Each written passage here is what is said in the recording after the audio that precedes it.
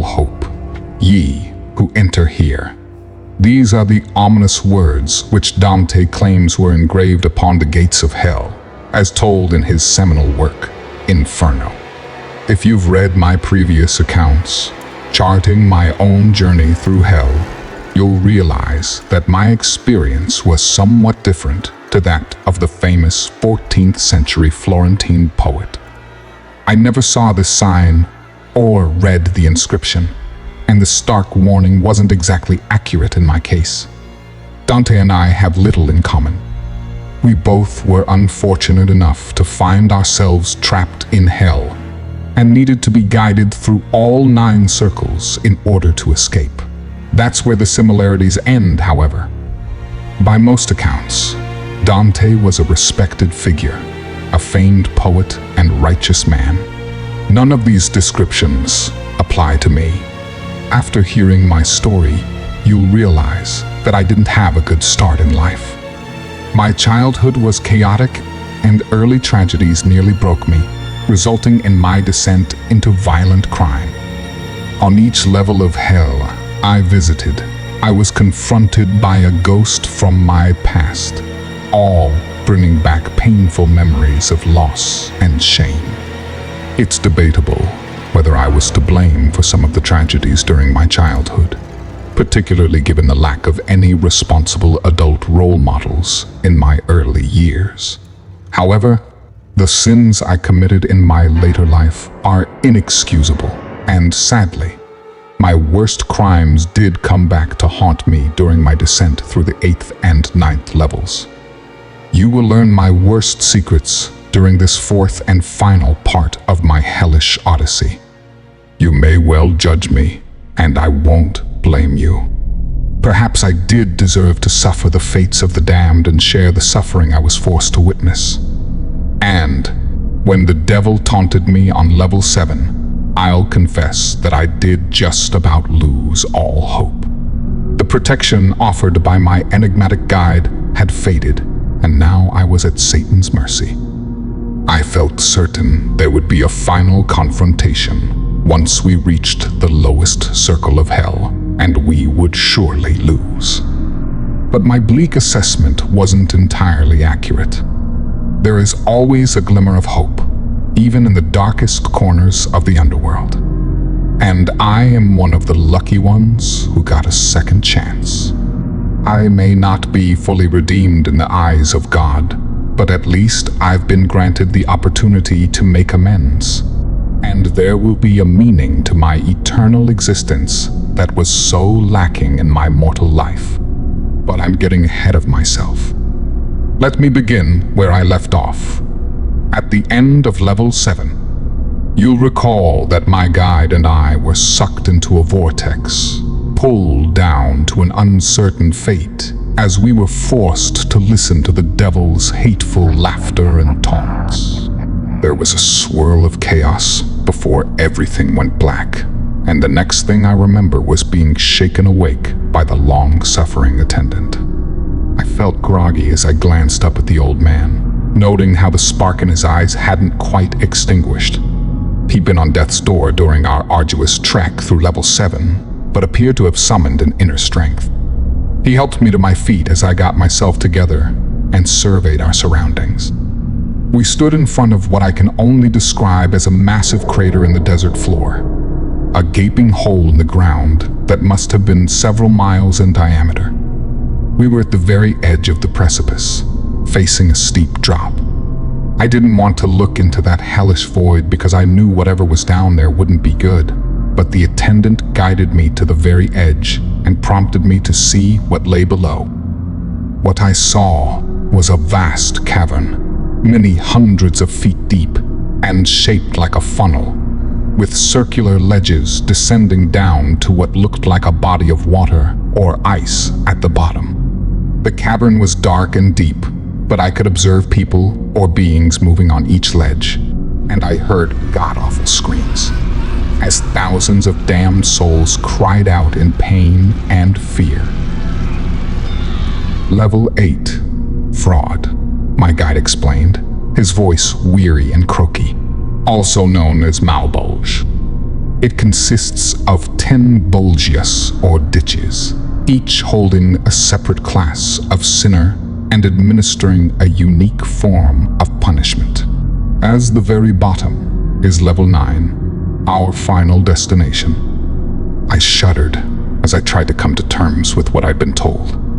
We'd come so far, but still had a huge distance to cover, and I feared our destination was a hellscape beyond my worst nightmares. How do we get down there? I asked, part of me not wishing to know the answer. Alas, we must climb down through each of the 10 ledges, the attendant answered solemnly. There were once bridges and walkways one could use, but these were destroyed long ago. The deeper one descends into hell, the greater the decay and desolation. To my surprise, the attendant reached into his jacket and withdrew what looked like an oil lantern, using it to illuminate the ground ahead of us. He then descended into the darkness, finding a rough and narrow pathway cut into the side of the cavern. I followed in his wake, watching my step carefully and praying I would not fall. The blood-curdling screams grew worse as we descended, and it became quite impossible to drown them out. We soon reached a substantial ledge about the width of a football pitch, which I assumed was the first sublevel of Malbolge. At this point, I could hear pained cries and footsteps emanating from the darkness, the sounds interspersed with lashes from a whip, and the roar of something hideous. As if by magic, the attendant was able to increase the light emanating from his lantern, thus revealing the appalling scene before us. What I witnessed was a line of naked wretches chained together, their bodies emaciated and backs scarred by many lashes. They kept their heads down as they marched single file in a circle, forced to walk the circumference for all eternity. These poor wretches were overseen by a monstrous beast, a horned demon with burning red eyes and hooves instead of feet. The demon was easily 20 foot tall, and he roared like a lion as he stomped down the line, using a huge barbed whip to mercilessly beat his victims and force them to keep moving. The beast noticed our presence, briefly halting his torture of the damned to glare down upon us, his eyes burning with a pure hatred as he lifted his whip and appeared ready to attack. In a panic, I searched for an escape, but noted my guide was standing tall, seemingly unafraid of the monstrous brute standing before us. The demon roared, exposing rows of razor-sharp teeth. I noted how his breath stank of raw meat, a foul stench which made me retch. I felt sure he would attack, but at the last moment, the demon withdrew his whip and stepped back, grunting loudly before returning to the line, where he proceeded to whip his victims with added anger and vigor. I breathed a sigh of relief as my guide offered an explanation. That is Malacoda, leader of the 13 demons who patrol level 8. These beasts will harass and threaten, but they will not harm us, if only because our souls are promised to their master. I shuddered upon hearing this, not knowing whether to feel relief or terror. It seemed clear that the devil had special plans for us, and that couldn't be good. We soon left Malacoda and his victims behind as my guide sought out and found the pathway leading down. I had time to think during our descent and asked him a question. You say level 8 is fraud. This seems like a pretty tame sin compared to what we've seen before. I winced upon remembering the twisted horrors of Dis and the burning sands of violence, not to mention the sickening revelations the devil had revealed to me. How can they justify such harsh punishments for this crime? The attendant nodded his head and appeared deep in thought for a moment before he answered. In hell, it is rare for the punishment to be proportionate to the mortal sin. The devil has a twisted sense of justice, after all. But you think of fraud in a literal or legal sense. Think instead of those who peddle poisonous substances or ideas, and the thousands of lives they destroy. These are the type of people you find on level 8. This will become clear to you before we leave. I nodded my head in acknowledgement. He hadn't exactly answered my question, but I knew this was as much information as I would get from him. And, based on previous experience, I expected to encounter a ghost from my past somewhere here on level 8. When we reached the next ledge, the smell was almost unbearable, the fumes so toxic that I could hardly breathe. The attendant seemed unaffected by the foul stench as he lit up the scene, revealing a literal river of shit which flowed in a circle. To my horror, I saw many damned souls trapped in this foul stream, desperately crying out in disgust before they sank underneath, their bodies consumed in human excrement. Thankfully, we didn't stay long on this gross sublevel, as my guide led us downwards, although the stench remained in my nostrils until we reached the next circle. But the horrors inevitably grew worse as we made our slow path downwards, ledge by ledge. I wished we could proceed in darkness and at least be spared the appalling sights of torture and suffering, but the attendant insisted on lighting up each and every sublevel.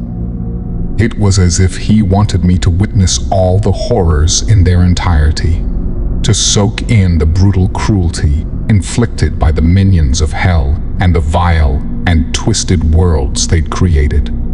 The third ledge contained a circle of prisoners chained upside down against the rocks, the bare soles of their feet burnt by hot oils carried and poured by a team of cackling harpies. They clearly took joy in the suffering of their victims. Number 4 was populated by people with their necks twisted unnaturally by 180 degrees, so their heads faced backwards. They struggled to walk the ledge, wandering aimlessly in circles as they searched in vain for some respite. Occasionally, a disorientated victim would stumble over the edge, falling to an uncertain fate. One woman staggered over to me, her bloodshot eyes full of pain and fear. She tried to speak, but her vocal cords must have been twisted beyond use, and so she could only mouth her plea for help. To my shame, I pushed her away and kept on moving. Once we descended to the 5th ledge, the attendant put a firm hand on my shoulder, warning me to stand back. What we witnessed was another river flowing in a circle, this one filled with what appeared to be burning tar. There were people inside, their bodies melting as they struggled to keep their heads above the surface. This was horrific enough, but what concerned me more were the hideous creatures patrolling the riverbanks. Demons of a similar shape and size to Malakota, stomping along on their mighty hooves and swinging grappling hooks as they mocked the burning victims. Somehow, one of the damned made it to the shoreline and climbed out from the tar, but he didn't make it far, soon being set upon by a trio of ravenous demons. I watched on in horror as they affixed hooks to his body and pulled in opposite directions, ripping the poor bastard into 3 parts. And, as if that wasn't bad enough, they proceeded to feast upon his raw flesh, greedily stuffing their mouths with his limbs, head, and torso until there was nothing left. Malakota's underlings. The attendant explained dispassionately. They are under orders not to harm us, but sometimes their enthusiasm gets the better of them. We should leave before we draw too much attention. Yep, I agreed, not wishing to witness any more of this sickening spectacle. But of course, it only got worse. At first glance, the 6th ledge appeared almost identical to the first, with a single file line of chained prisoners slowly marching in a circle as they were encouraged by a huge demon, similar to Malakota. But, on closer inspection, I spotted several differences in how the damned were punished. While the sinners on the first ledge were naked and emaciated, those on this sublevel all wore heavy, body-length coats adorned with heavy metal weights. Clearly, They struggled to perform the forced march, given the heavy burden they were forced to carry. From what I could see, some of the victims could hardly stand, let alone march. I thought that at least their heavy robes would afford them some protection from the constant beatings. But then I realized something. The demon overseeing this ledge wasn't armed with a whip, but rather a long metal pole. I wondered what function this implement was used for, but I soon found out. When a prisoner faltered, the demon struck out with the pole, and a surge of electricity shot through it, operating much like a cattle prod. The weights proved to be the perfect conductor for the electrical current, and the victim yelped out in agony as the electricity shot through him. The demon cackled cruelly before moving on to its next victim, pausing briefly to cast us a hateful glare, snarling aggressively before continuing his grim task. We didn't linger and soon rejoined the path through the cavern. The seventh Bolgia turned out to be the most bizarre and twisted yet. It took me a moment to figure out what was going on. While the previous levels were violent but ordered, this ledge appeared to be in anarchy, as victims ran amok in a blind panic. I soon realized why. Hundreds, perhaps thousands, of bright red snakes were slithering across the rocks, attacking every damn soul they could reach, leaping up and biting exposed skin, their venomous fangs plunging deep into their victims' flesh. The damned screamed out in pain as they were bitten, but that wasn't the worst of it, because within seconds of being bitten, these wretches began to physically transform, their flabby skin turning into hard scales, their limbs inexplicably disappearing, and their heads transforming into those of serpents. Before long, all had morphed into grotesque monstrosities, half human and half snake. And so, they joined their former attackers, slithering aimlessly across the rocks. There was no escape for the victims other than to jump off the edge. I'd seen this happen before on the previous ledges and wondered what happened to those who fell. I suspected it was nothing good. I was so transfixed with watching the horrific scene that I almost missed the coming attack. I heard an ominous hissing and looked down to see a snake rapidly approaching, its dark eyes focused upon me and its fangs extended, ready to bite. I found myself frozen in fear, unable to shift from the spot as the assault played out in slow motion. But thankfully, my guide and protector was on the ball, as he leaped forward and trampled the snake under his boot, before reaching out and snapping its spine with a single movement. "Foul creatures," he said, while briefly examining the body before tossing it away. "Treacherous and full of venom, much like the souls condemned to this ledge. We should go." I was impressed by the attendant's swift actions, particularly given how weak he'd seemed back in the seventh circle. Still, I couldn't shake my concerns about my enigmatic guide. He didn't seem to have inherited a new burst of life, but had rather tapped into a last reserve of strength, one that would surely run out. Then there were the seeds of doubt planted in my head by the devil. Who was the attendant, really? What was his story and motivation? I really didn't know anything about him, not even his name. But, on the other hand, I had no idea what lay ahead, and so didn't think it was an option to go solo. Therefore, I continued to follow the path he led me down. There was no need for the lantern on the eighth Bolgia, as the entire ledge was lit up by bright flames. Initially, the scenes on this sublevel reminded me of the sixth circle, heresy. As before, the victims were encased in coffins built into the rock walls, chained up so they could not escape. On heresy, the damned were incinerated by a fire-breathing dragon. This was not the case here, as the flames emerged from inside the individual coffins, like a form of spontaneous combustion. but the punishment seemed far worse than before, because the victim's agony was extended well beyond what should have been physically possible. They burnt like lumps of coal, their bodies taking an eternity to disintegrate into ash, and the poor bastards were conscious through it all. Their awful screams filling the air as my nostrils were filled with the foul stench of burning flesh. I didn't even ask what these people had done to deserve such a terrible fate. Frankly, I didn't want to know. We'd been lucky up to this point, observing the punishments and tortures inflicted upon others whilst escaping unscathed. But our luck ran out on the 9th Bolgia. When we walked out onto the ledge, we witnessed a familiar sight. A line of downtrodden and beaten sinners, chained together and walking in an endless circle around the precipice. The difference on this sublevel was that the sinners all had terrible wounds.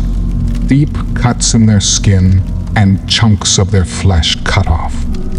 I soon saw the beast who'd inflicted these grievous wounds, yet another horned and hooved demon, standing at over 15 feet in height and brandishing a flaming sword at least the length of a man, which he used to inflict terrible injuries upon his victims, striking out and slicing them like they were slabs of meat. But no matter how hard a victim was hit and how severe their wounds, they kept on moving, at most emitting a pained cry, and stumbling before rejoining the circle and continuing their futile march.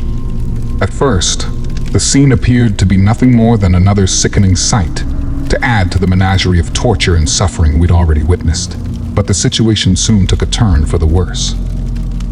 The sword-wielding demon soon spotted us and reacted with rage to our presence in his realm.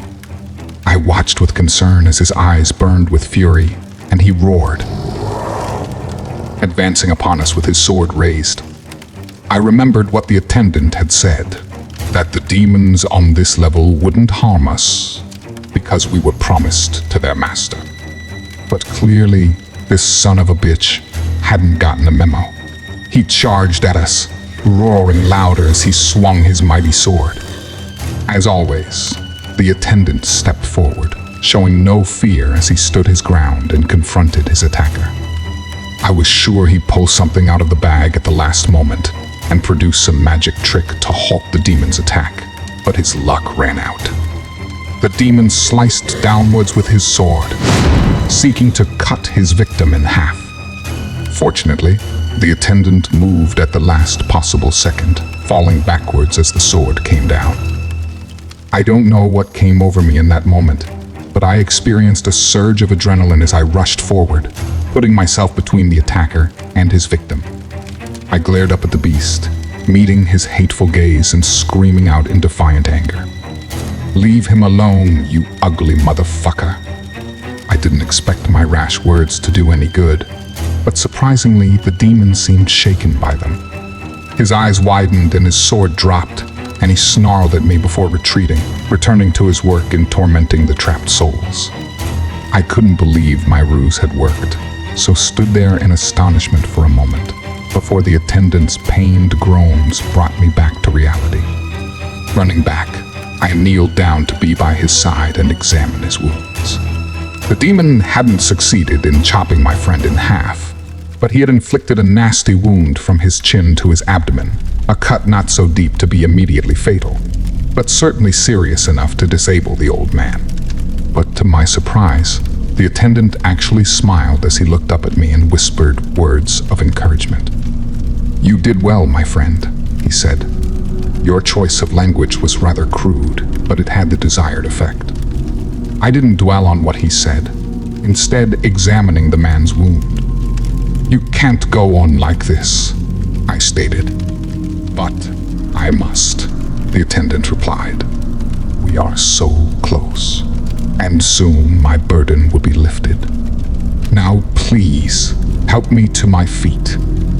I didn't like it, but could see no other choice but to comply with his wishes, and so I helped him to his feet and supported him as he directed me towards the path leading to the final sublevel of the 8th circle. I held the attendant up, supporting his frame as we struggled onto the final ledge. I really didn't know what to do at this point, and suppose I was just on autopilot, having no other option but to trudge on. I do think there was already a change in me. The old me might well have abandoned the wounded attendant as a burden, but I didn't even consider this. The old man had taken me so far, and I felt obligated to help him through to the end. The last ledge didn't appear to contain any vengeful demons to torment and abuse its victims, but only because this wasn't necessary. All of the damned on his sublevel appeared to be suffering from a wasting disease, as their naked bodies were covered with unsightly sores and lesions. They struggled to stand or walk the rocks as the mysterious disease slowly ate away at their flesh, and they rotted from the inside out. In many ways, this sight of thousands of afflicted souls was the worst yet, and the smell was also terrible. We walked through the suffering masses for a time before I suddenly stopped, seeing a face I recognized that was staring fearfully back at me. I was so shocked by his appearance that I inadvertently allowed the attendant's frail body to fall to the rocks as I stumbled to confront an old enemy. Now, observant readers will notice how this is the first familiar soul I have mentioned encountering on level 8. However, there may have been others on the sub-levels above. There were times during our hellish descent through the ledges when I thought I recognized a face in the crowd. It's very possible that there were damned souls on each and every sub-level that I'd known in my life. I'd encountered so many nasty pieces of work during my long association with the criminal underworld. Nevertheless, none of these brief encounters stood out. Not until I reached this final bolgia and found Zach. This was an individual I was very familiar with, because I was the one who'd ended his life. Let me explain. You'll remember that my drug-addicted mother died of an overdose, and I was the one who found her body. Well, that wasn't quite the end of the story. I didn't go out looking for vengeance straight away. The way I saw it, my mother had done this to herself. But then I started hearing stories on the streets, rumors of a series of overdose deaths, all linking back to the same dealer. This was Zach, who'd been my mother's regular supplier. It seemed he'd been selling a bad batch, poison, that killed a dozen of his customers. I didn't know whether the deed was intentional or not, but it didn't sit right with me, and so I decided to pay Zach a visit. I confronted him at a crack den where he dealt out of, and the conversation soon turned ugly. What happened next was a blur in my memory. I remember him going for a gun, and I went for him, initially acting in self-defense. What followed was a brief but violent struggle, which ended with Zach dead. It hadn't been my intention to kill him, but that's how it turned out, and I was left with a corpse to dispose of. Zach had been punished in life, but was still suffering in the afterlife, with his body diseased and his skin covered in bleeding sores as he looked up at me with pitiful eyes. I didn't want to feel sympathy for him, but couldn't dismiss the role I'd played in his untimely death.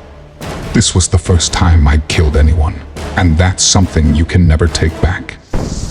He opened his bone-dry lips in an attempt to speak, but the only sound which came out was a pained groan. I overcame my disgust and reached out to touch him, hoping his body would disintegrate into ash, as had been the case in my previous encounters. But instead, something very strange happened. Suddenly, I was transported to another place, a location I remembered from many years before. The squalid, dirty apartment was exactly how I recalled it, right down to the stench of decay and desperation. I was in my body but didn't have control of it, instead merely playing out actions as if I were on autopilot. Zach was there, of course.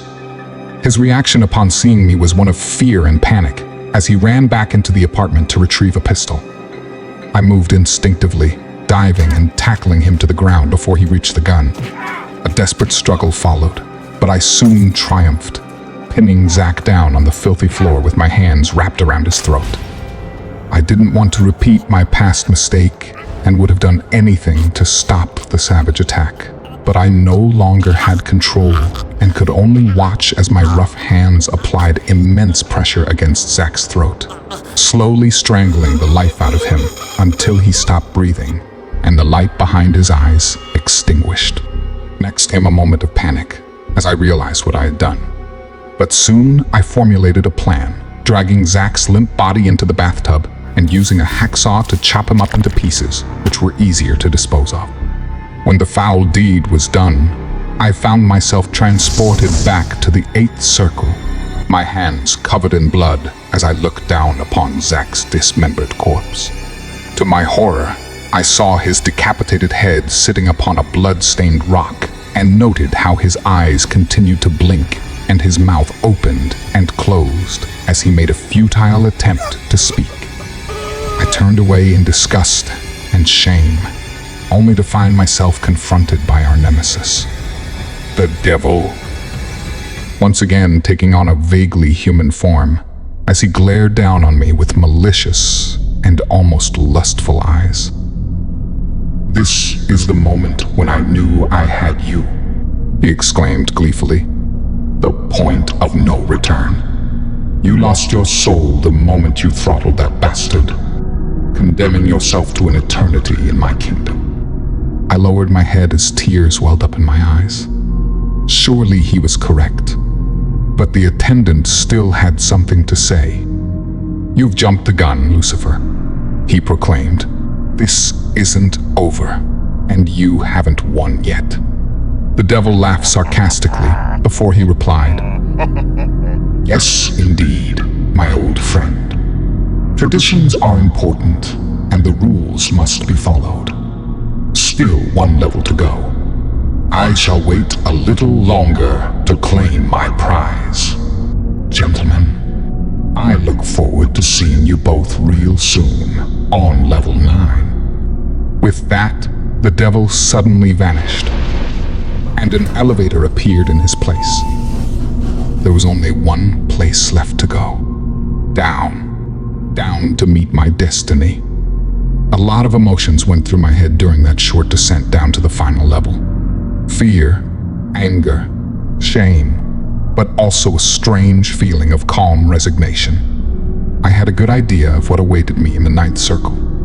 Zach was the first person I'd killed, but not the last. There was a worse crime from my past that would surely be revealed. And then I would be at the devil's mercy.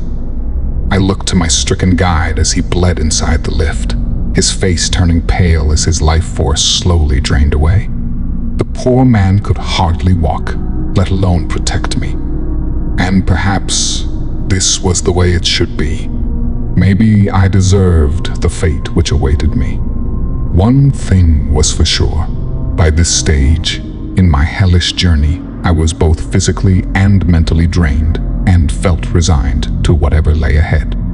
The terrors of level 9 began sooner than I'd expected, as we were accosted as soon as we stepped out of the elevator.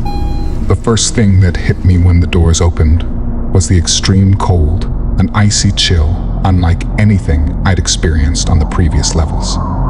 I needed to support the wounded attendant as we walked out, and so almost missed the coming attack, only prompted when my guide cried out, "Get down." We ducked just in the nick of time as a huge club as thick as a log swung just above our heads. In a panic, we scurried off the rocks and onto a large body of ice, looking back to see our attacker. Behind us was a giant, not a demon as such, but a humanoid of immense size, about 25 to 30 feet in height, with bulging muscles and a face red with rage.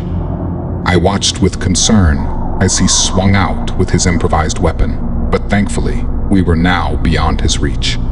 Upon closer inspection, I realized his huge body was restricted by heavy iron chains, securing him to the spot.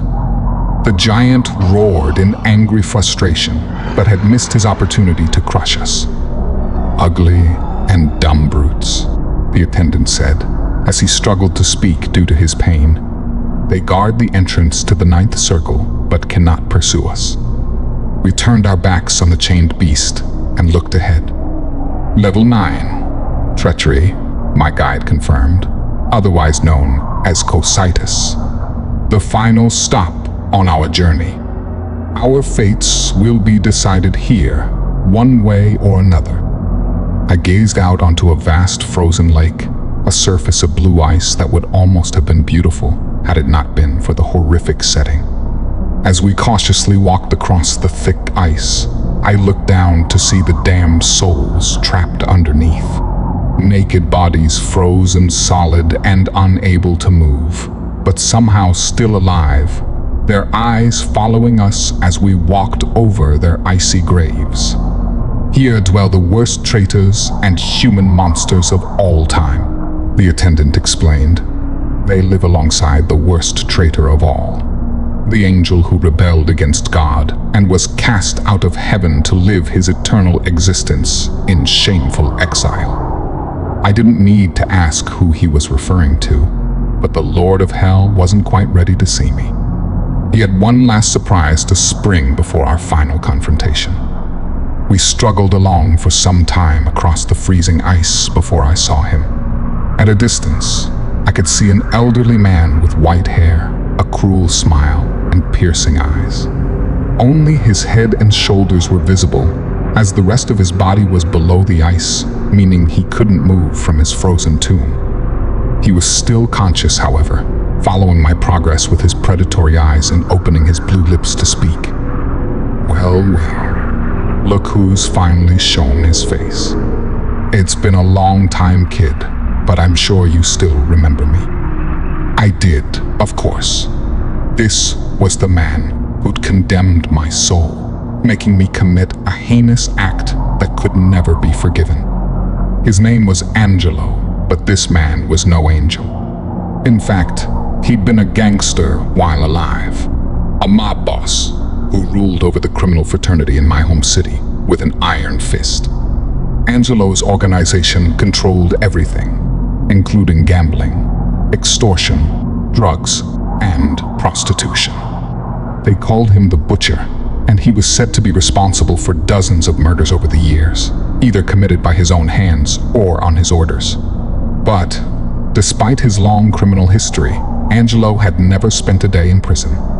Some say he had the police and judges on his payroll, while others claim he made a deal with the devil. In any case, Angelo had died peacefully in his own bed shortly after his 85th birthday. And now, here he was, at the very lowest level of hell, and I knew exactly why he'd ended up here. "What's the matter, kid? Cat got your tongue?" Angelo mocked. "What do you want from me?" I whimpered, fearing I already knew the answer. "Come on, you're a clever kid. You know why you're here, and what connects us." I shook my head, finding myself unable to speak. It was left up to Angelo to prompt me. "The time has come. This is your destiny. Touch my dead flesh, and you shall see." I didn't want to, but found myself unable to resist. Reluctantly, I reached out and touched his ice-cold skin, and in an instant, I was dragged back to another place in time. A dark alley, late at night. Two thugs were kicking and punching me hard. I could feel every blow and was experiencing the pain for the second time. Angelo walked toward me as his men held me back. He looked down upon my beaten body with utter contempt. "You thought I wouldn't find out, didn't you?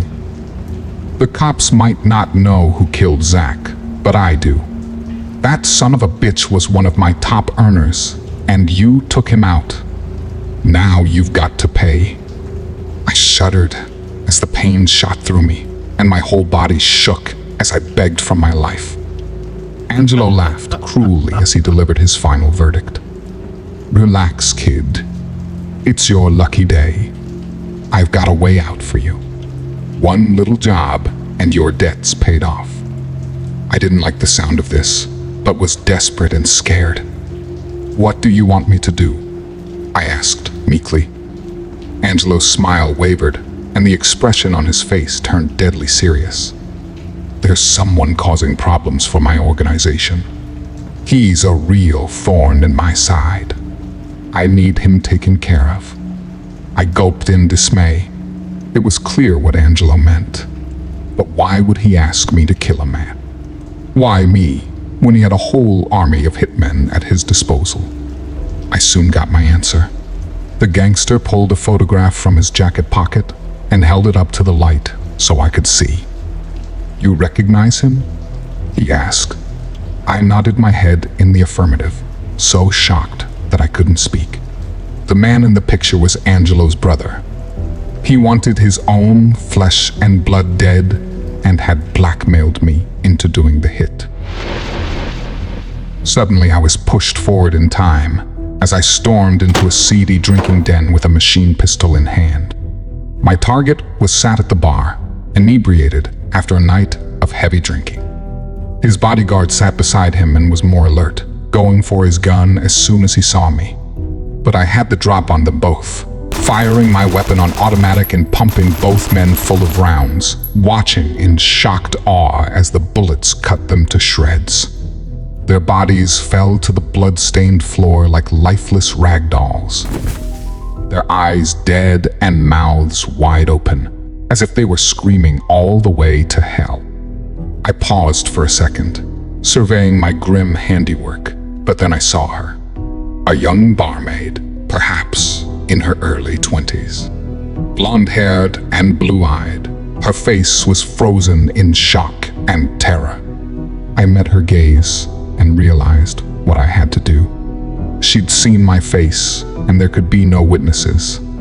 I recall the girl pleading for her life as I re-aimed my gun, and the sick feeling I had with my finger poised on the trigger. I wanted so badly to stop this horrific reenactment and scream in the young me's ear, telling him not to do this. But of course, I couldn't. The deed was already done, and I couldn't turn back the clock. I pulled the trigger, ending her life with a barrage of bullets. My flashback ended, and I found myself back on level 9, looking down on Angelo's frozen body. I don't know which of my emotions was strongest, the shame or the rage. "You killed my brother," Angelo said in an accusatory tone. "You gave me no choice," I exclaimed angrily. "Like hell I didn't," Angelo shot back. "There's always a choice. You took the coward's way, taking the lives of others to save your own skin." I lowered my head, realizing he was right. But still, this man was a monster. He'd killed dozens during his criminal career and ruined scores of lives. Why should he get away with it? I looked back to the attendant, seeing he was lying on the ice, nursing his wound as his wrinkled skin turned blue. He spoke just 2 words, but their meaning was clear. "Finish it." I nodded my head and turned back towards Angelo, my heart filling with rage as years of pent-up anger was let loose. In the absence of any weapons, I kicked out with my boot, stomping on his head with all my might. I didn't know what would happen, but experienced a grim satisfaction when his body broke like glass, shattering into 1,000 pieces. The relief I felt in that moment was immense. It was like a huge weight had been lifted from my weary shoulders. But my victory was short-lived, as within seconds all the fury of hell was let loose. First, the ground beneath our feet started to shake, making it nearly impossible to stay on my feet. And then I heard the ominous sound of cracking ice, experiencing a fresh terror at the prospect of falling through to the deadly cold water below. I saw an explosion of ice a few hundred yards in front of me and watched on in horror as a huge beast emerged from beneath, unveiling a vast pair of wings as it flew high above our heads. The monster had a wingspan of at least 40 foot and appeared in the guise of a giant harpy, complete with clawed hands and feet, and fangs as sharp as steak knives. This was no ordinary winged demon, however. I could tell from his burning, soul-crushing eyes and the sadistic cackle he emitted as he flew. It was the devil in a new form, here for our final confrontation in the heart of his vile kingdom. I didn't attempt to run or hide as the winged beast approached, soaring through the cold air and heading straight for me. This was always going to be the final chapter. I realized this now. When we first began our journey, the attendant had promised he would do everything in his power to get me home. Perhaps he'd meant it too, but I now believed the devil was always one step ahead. He'd drawn us down here to the lowest depths of hell, biding his time until he grew strong and we grew weak. In this scenario, he was the predator and I was the prey. And maybe, when all's said and done, this was my deserved fate. After all, I was a sinner and a killer, and no number of excuses could make up for my crimes. Clearly, this was what the devil wanted me to believe as he hovered over us and delivered his final message in a booming, inhuman voice. Did you really think this would be the end of it? That you could walk away from this? Oh no, my friend, that's not how it fucking works. You're a sinner of the worst kind, and that means you belong to me. Your soul is mine to torment for all eternity. He is not yours yet, came the thunderous response. I turned around in astonishment to see my long-suffering guide, still bleeding, but somehow now standing, his wrinkled face filled with a fresh vigor and an angry defiance. The devil didn't take his warning seriously, however, merely laughing in his face. You old fool. Haven't you learned your lesson yet? You have no power here. Just look at yourself, such a pathetic old man. I shall deal with you first before taking possession of my prize. With that, he dived down in attack mode, gunning for the attendant. I don't know why, but in that moment, I experienced an unprecedented surge of bravery as I placed my body between the stricken attendant and his winged attacker. The devil looked down on me with scorn, striking me so hard that my body slid across the ice.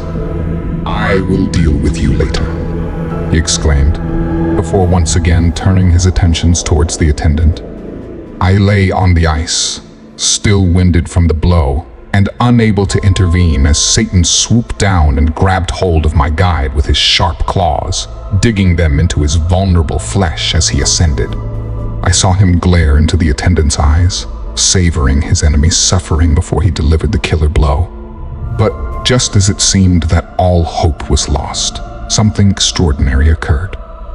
My attention was drawn upwards by a heavy clapping that sounded like thunder. I looked past the 10 ledges we had just negotiated and up to the surface, wondering what the hell was going on. A moment later, there was a blinding light that forced me to look away, and there followed the lightning strike, more powerful and intense than anything I'd ever seen. A huge bolt struck the attendant head-on, using him like a human electric rod. The lightning strike wasn't a one-off, however, as the powerful current surged through my guide's limp body. He served as an unlikely conductor, the electricity passing through him and into the devil, who still held my friend aloft. Next, I heard a piercing shriek of pain from the devil's mouth and looked on in astonishment as his hands burned and he transformed again, back into his human form. With that, Satan continued to scream, I guess from a combination of pain and humiliation, and he beat a hasty retreat, running back across the ice and leaping into the hole from which he'd emerged, diving into the frozen depths as he made good his escape. I was left flabbergasted by this sudden turn of events, but soon recovered enough to run to the attendant's aid, finding him lying on the ice where the devil had dropped him. As I approached, I saw my friend was in a bad way. his frail body broken and his spirit nearly extinguished. I took his cold hand and tried to revive him with words of encouragement. "You did it, old-timer. You beat the bastard on his own turf." The attendant glanced up at me with exhaustion as he struggled to speak. "I did nothing," he replied. "I was merely a vessel for God's power." The devil has no answer when faced with the Lord's divine strength. Now, there is only one more task for me to complete before I move on to a different place. I must fulfill my promise to you. "But I don't understand," I exclaimed in frustration. "There are still so many unanswered questions." The attendant smiled thinly in spite of his pain. "You once asked who I was during my mortal life," he said. "The truth is, I was once just like you, a sinner of the worst kind. But I was given a second chance, just like you have been." I shook my head, gripping the attendant's hand tighter as I asked the obvious question. "But why me? Why should I be shown mercy when so many others continue to suffer?" The old man surprised me by emitting a muffled laugh. "You think you're being shown mercy? Far from it. When your time comes, you shall take over my role, guiding sinners through the 9 levels, witnessing unspeakable acts of cruelty, and fighting an endless battle against Lucifer, which you cannot win. Believe me, this is a punishment, not a reward." He paused, unable to finish his sentence as he coughed up blood. "The time has come. Remember what I told you." Those were his last words as he stared into my eyes with an uncharacteristic emotion. I stifled a tear and muttered just 2 words in reply. "Thank you." There followed a bright light which blinded me, and I came to in the back of an ambulance, with a paramedic applying a defibrillator to my chest. I was back from the dead, unceremoniously returned to the mortal plane. But the news was far from good. They took me to the hospital where the doctors ran a series of tests. My MRI scan showed that I have an inoperable brain tumor, and they've given me 6 months to live. And so, that's that. I know I'm going to die soon, but find myself in the unique position of knowing what will happen to me after. But after all the shit I've done in my life, I kind of like the idea of having a purpose in the next world. I want to help lost souls find their way, just like the attendant did for me. So, why am I telling you all this? Well, if you've led a sinful life like mine, there's a good chance you'll find yourself on the wrong side of the afterlife. And if you encounter an inexplicable elevator manned by a mysterious attendant, make sure you do what he says, because your immortal soul could well depend on it. I'll see you in hell, my friends. If you enjoyed this video, don't forget to like and subscribe to Descent into the Unknown for more terrifying stories.